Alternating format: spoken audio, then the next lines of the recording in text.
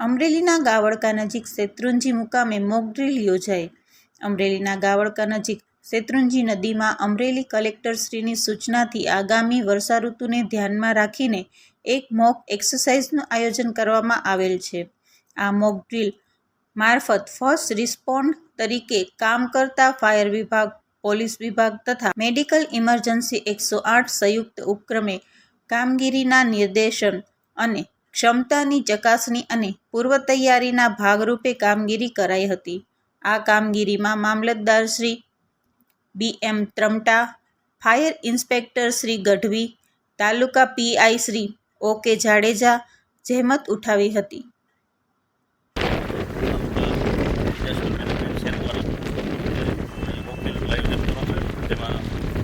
Fire વિભાગના અધિકારીશ્રી, police વિભાગના અધિકારીશ્રી, અન્ય ડિપાર્ટમેન્ટના અધિકારીશ્રીઓ અને ગ્રામજનો આજુબાજુના જોડાયેલા અને લોકોને સમજૂત કરવામાં આવેલા છે કે કોઈ પ્રકારનો અનિચ્છનીય બનાવ બને તો કઈ રીતે આયોજન થતું હોય છે અને પ્રાથમિક તબક્કે જે સ્કૂલો કયા કયા પ્રકારના છે એ બાબતે જ અવગત કરવામાં કાર્યવાહી કરવામાં આવે છે અને ભવિષ્યમાં કોઈ ઘટના બને તો તમામ વિભાગો પણ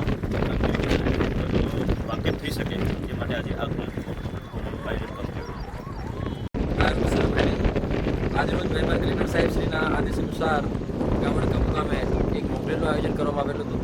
આવનાર વર્ષા ઋતુના સમયગાળાની અંદર જો કોઈ ડૂબવાના કે એવી કોઈ અનિચ્છનીય ઘટનાઓ બને છે તો તેને કેવી રીતના પહોંચી વળાય તેના અનુસંધાને ફાયર વિભાગ, પોલીસ વિભાગ અને મેડિકલ ઇમરજન્સી 108ની ટીમ કેવી રીતના કાર્ય કરે છે તેનું નિદર્શન કરવા માટે થઈ અને મામલતદાર સાહેબશ્રીની આગેવાની હેઠળ આ સંપૂર્ણ મોક ડ્રીલનું આયોજન કરવામાં આવેલું હતું। અને